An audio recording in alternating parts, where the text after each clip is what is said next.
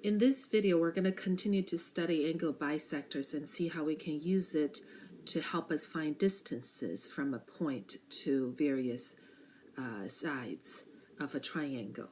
There's one theorem and one converse. Angle bisector theorem states that if a point is on the bisector of an angle, then it's equidistant from the two sides of the angle. So in this example, as you can tell, that point D is right here. Point D is on the bisector AD, and AD is the angle bisector of the angle BAC. And therefore, we can draw the conclusion that DB and AB, DB is perpendicular to AB, and DC is perpendicular to AC. And we can then draw the conclusion that DB equals DC. Okay?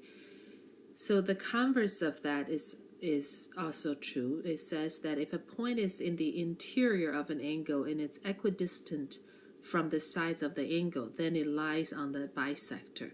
So in other words, if DB is perpendicular to AB and DC is perpendicular to AC, right, and then DB is equal to DC, those two conditions are given, then we can draw the conclusion that AD is the angle bisector of the triangle of the angle BAC.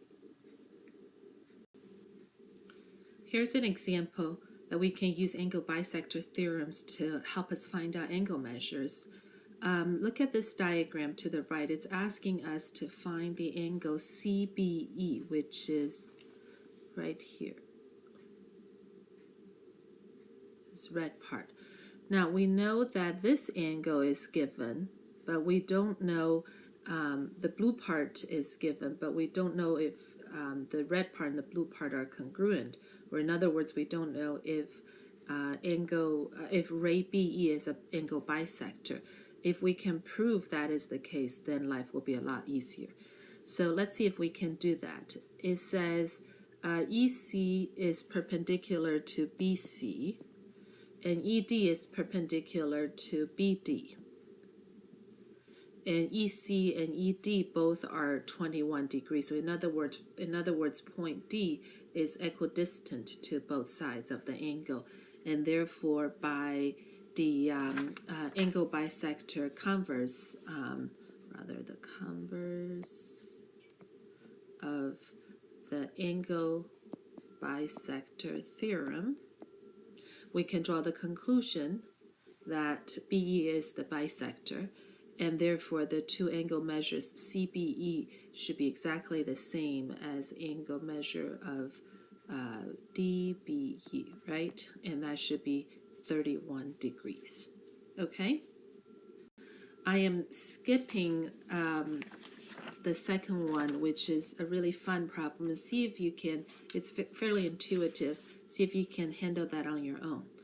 And here is a third example that involves a little bit of algebra, but it's still the same concept. It says find out for what value of x does P lie on the bisector of the angle J. So P is right here, and angle bisector, hopefully, if we can prove, hopefully this JP is an angle bisector. So from the converse of the angle bisector theorem, we know that P lies on the bisector of angle J if P is equidistant to both sides. So in other words, PK, let's see, that would be PK has to equal PL, right? So if we do that, we have to PK equals PL. Now that's a P. Now we have to make x plus 1 equal 2x minus 5. That's how I set it up. And if I do a little bit of algebra, you should find out that x should equal 6. And so in other words, when x equals 6, we can conclude that PK and PL are equidistant to both sides of that big triangle J, big angle J, and that's our answer. X equals 6.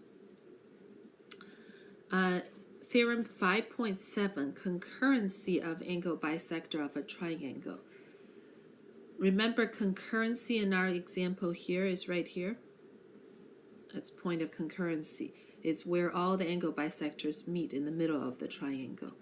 So it says that the angle bisectors of a triangle intersect at a point that's equidistant from the sides of the triangle. So if AP, BP, and CP are angle bisectors of this big triangle ABC, then PD has to equal PE, has to equal PF. It's rather intuitive. Here's another example of how to use concurrency of angle bisectors.